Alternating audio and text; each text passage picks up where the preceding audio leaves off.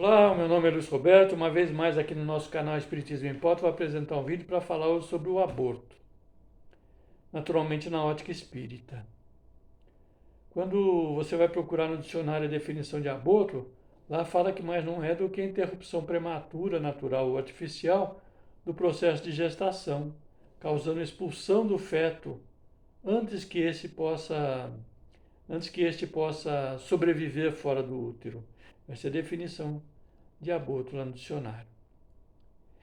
Nesse nosso vídeo aqui, nós nos dispensamos em nomear os motivos dos abortistas para a prática do aborto, até porque nenhum deles, para qualquer cristão, tem solidez que justifique a sua prática.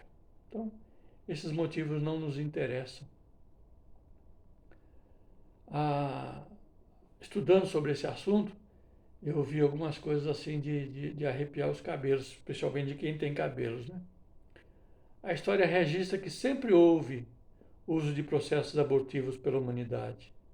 E no passado, os pais até matavam os próprios filhos nascidos vivos, por sufocamento, geralmente.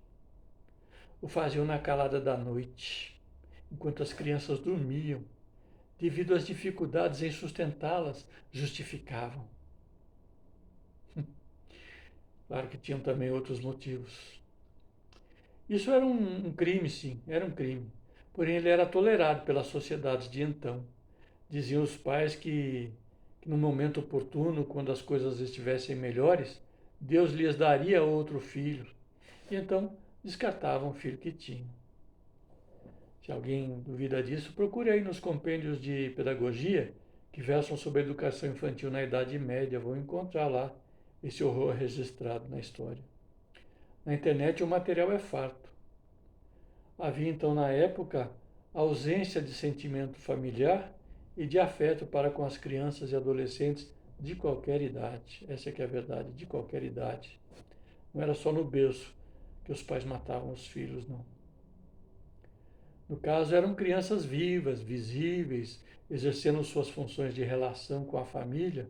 Não eram fetos, não eram fetos. Era um homicídio ontem e o é mais ainda hoje, pelos recursos que a humanidade já desenvolveu no campo da saúde, da alimentação, por exemplo. A alimentação era justificativa de então. Então, o que se dirá também do aborto? É diferente? Não. O aborto em nada é diferente, conquanto a criança não esteja visível e nem exercendo funções de relação com os familiares. Aliás, deixe-me explicar aqui função de relação. Funções de relação, mas não é do que a interação da criatura com seus iguais. A pessoa, através do tato, do paladar, do olfato, da visão, da audição, da fala, interage, enfim, com os seus familiares, parentes, amigos, vizinhos, concorda ou discorda com essa ou aquela questão, aceita ou recusa isso ou aquilo. Isso é interação. Isso é o exercício das funções de relação. E, naturalmente, a criança no ventre materno não exerce essa função de relação. Mas nós afirmamos que é crime abortá-las, porque a doutrina espírita tem no aborto um homicídio horrendo, nefasto, obsceno, tudo que você puder acrescentar aí uma vez mais para a desqualificação desse ato. Né? E o aborto cometido por qualquer pessoa, né? Ou melhor, por todos os envolvidos, a mãe que é conivente, aceita e quer o aborto, o pai que o deseja, parentes favoráveis, porque a vida anda dura, anda difícil, sempre andou assim, então é melhor evitar filhos, os médicos e enfermeiros que muitas vezes, infelizmente, ao invés de preservar a vida e a saúde e a vida, vivem de abortos, né? Curiosos, fazedores de anjos, que muitos até julgam estar fazendo alguma caridade, na verdade estão cometendo um crime, dentre outros, que o façam em qualquer que seja a fase da gestação, da concepção ao nascimento com vida. Nós podemos até lembrar que em alguns países a pseudo-sabedoria, está na internet isso aí, a pseudo-sabedoria de legisladores, aliadas naturalmente a interesses econômico-financeiros, de poder sobre as massas, às vezes com o objetivo de se evitar a superpopulação e a fome mundial, vejam só, outras tantas com o objetivo de, isso é muito pior também, é bem ruim também, né? Com o objetivo de distinção de raças, e outros tantos absurdos e obscenidades. Já existe em alguns países, então, legislação ou legislações que autorizam o aborto de crianças com avançados 8, 9 meses de gestação. A coisa anda mesmo feia. A coisa anda mesmo feia. E os espíritos, temporariamente nas trevas dos próprios sentimentos, encarnados entre nós, querem porque querem voltar às práticas antigas, matando crianças. Matando crianças. A gritaria é grande, inclusive, em favor do aborto. É uma minoria, barulhenta, portanto, porém. Por isso, os homens de bem, especialmente os cristãos, e dentre esses, os espíritas, devemos erguer nossas vozes em um tom bem alto para impedir que se prossiga com esses crimes, através de exposições como esta que eu estou fazendo, e tem inúmeras exposições de católicos, de protestantes, de espíritas na rede social, falando sobre o assunto. Existem inúmeros livros a respeito em desfavor do aborto, em favor da vida. Esses espíritos barulhentos devem ser calados pelo exemplo também, pelo exemplo, pelo bom exemplo. Falando em nome da doutrina, Chico Xavier, em entrevista à televisão, afirmou que o espiritismo se opõe com veemência ao aborto. Ele disse isso há décadas atrás na televisão. Falou também que a doutrina espírita não condena os anticoncepcionais, até porque esses não são abortivos, eles não afetam a sobrevivência de nenhum óvulo fecundado, então não é abortivo. Já quanto à pílula do dia seguinte, por exemplo, essa não passa de um processo químico abortivo, de extermínio do óvulo recém-fecundado. E por consequência, então, é um assassinato que a criatura pratica, seja a mãe, que o faz voluntariamente, ou incentivada por outrem. Porque ali o espírito já está ligado ao corpo físico que começa a se formar. Eliminar o corpo é eliminar a oportunidade do espírito. A literatura espírita, na verdade, ela é pródiga na orientação contra a prática do aborto. Nós vemos lá na Gênesis, no capítulo 11, até apenas exemplificativamente, né? No livro dos Espíritos, no capítulo 6, em todas as obras espíritas, o clamor contra o aborto não se faz ausente. Lembrando aí dos vídeos que eu já falei, né? Sobre encarnação, reencarnação, a percepção dos espíritos no mundo superior, eu coloquei aqui também que a união, devo colocar aqui também, melhor dizendo, que a união do princípio espiritual à matéria, ou seja, o reencarno do espírito, ela ocorre na concepção e só se completa por ocasião do nascimento com vida. Na concepção, então, o espírito se liga por essa questão fluídica ao corpo físico, esse fluido vai se adensando, ele vai se apertando cada vez mais até o instante, então, em que a criança vem ouvir a luz, naquele vagido, em que a criança, então, nasce para o mundo dos homens. Vale ressalvar, então, uma coisa que é bastante importante dizer, está lá também no Livro dos Espíritos, que o óvulo fecundado ele é destinado a um espírito, o espírito que poderá se utilizar daquele corpo. Então, outro espírito não poderá se utilizar daquele corpo, apenas aquele, destinado a ele.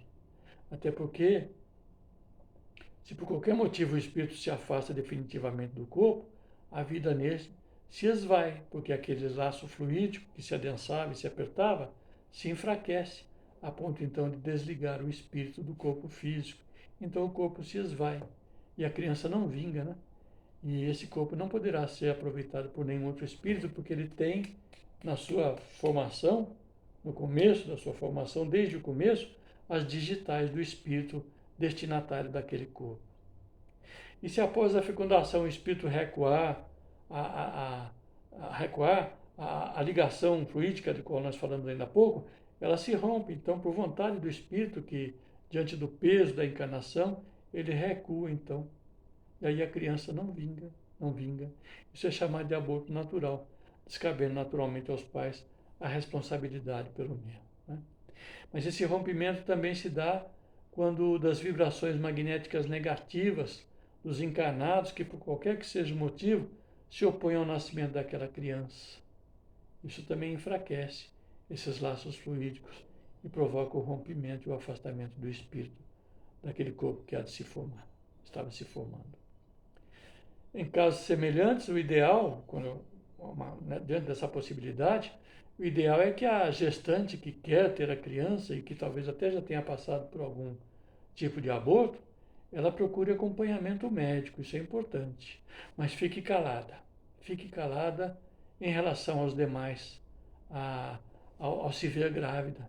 Pelo menos até depois do 3º mês, início do 4º mês de gravidez, quando o feto então estará bem mais preso ao organismo materno. Às vezes a rejeição é do próprio pai, às vezes é do próprio pai, dos avós, né?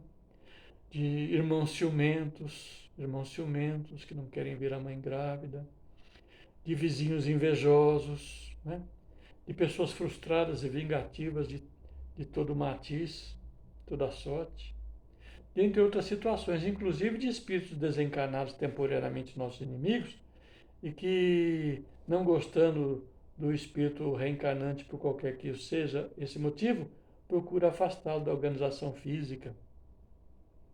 Ou então são inimigos dos pais. Não querem que os pais se transformem em pais, tenham seus filhos e querem puni-los por qualquer que seja o motivo, então interferem também na gravidez. Importante lembrar, então, que constitui, eu já falei isso 2 ou 3 vezes, vou repetir, que constitui crime a provocação do aborto em qualquer período da gestação, porque isso é uma transgressão da lei de Deus. Por se tirar a vida de uma criança antes do seu nascimento, por se impedir uma alma de passar pelas provas e expiações da encarnação no corpo que estava se formando, impedindo-o, portanto, de progredir. Aliás, me ocorre dizer uma coisa que acabei de me lembrar. Apenas um caso, e tão somente em um único caso, a doutrina espírita não se opõe à prática do aborto, ao sacrifício da criança que vem de nascer. É quando esse nascimento põe em risco a vida da mãe, porque argumentam os espíritos lá em O Livro dos Espíritos, respondendo a uma questão de Kardec, que é preferível que se sacrifique o ser que ainda não existe a sacrificar-se aquele que existe, já existe, ou seja, a mãe. Porque a mãe poderá dar-se a nova gravidez no futuro, na qual então o espírito terá nova oportunidade. Por isso, será racional ter-se para com um feto a mesma atenção que se dispensa ao corpo de uma criança que viveu algum tempo, que está viva. E se nós cremos em Deus, já falei isso inclusive num outro vídeo, se nós cremos em Deus na sua justiça, não tratemos com desatenção as coisas que devemos respeitar, criadas pela vontade de Deus, causa primária de tudo que existe. Lembrando que o corpo é instrumento do espírito para progredir. É da alma, o espírito encarnado, que devemos cuidar da alma, mantendo seu corpo físico vivo, saudável e longevo, para que se cumpram os desígnios da lei de progresso e o espírito se adiante rumo à perfeição. As crianças anencéfalas, que um ou outro juiz talvez já tenha autorizado por aí, aqui no Brasil, a prática do aborto, a pedido naturalmente da mãe e do pai, é crime. Abortar aquela criança é crime, porque o corpo anencéfalo mais não é do que o resultado do refazimento do espírito na sua condição perispiritual e física. Um espírito, por exemplo, que deu um tiro na cabeça, esfacelando seu cérebro físico, esfacelando seu cérebro perispiritual, precisa recompor essa parte do seu organismo. Isso se dá através de sucessivas tentativas de reencarnação. Muitas encarnações o espírito vai levar para refazer o seu corpo perispiritual, para refazer uma reprodução saudável desse corpo refeito no cérebro físico. Então aquele corpo bilhoso, doente, deformado, faltando pedaço na região do cérebro, é uma bênção para o espírito. E toda vez que nós eliminamos esse corpo, eliminamos do espírito a oportunidade de refazimento. E ele vai tentar isso incontáveis vezes, até que um dia, saudável novamente, possa exercer as funções de relação, participar da sociedade de forma ativa, contribuindo com ela, com a sua riqueza espiritual adquirida ao longo de incontáveis milênios. Comente aí o nosso vídeo se você gostou dele. Comente, compartilhe com os amigos, para que todos possam ter oportunidade de também, através de nós, ouvirem alguma coisa a respeito da doutrina espírita e dos cristãos. Sermos todos contra o crime de aborto. Se você não é inscrito, se inscreva aí no nosso canal, dá uma força aí pra gente, para que o canal possa prosperar. E nós continuamos a falar cada vez para um número maior de pessoas sobre as bênçãos que o Espiritismo traz pelo esclarecimento. E vamos adiante.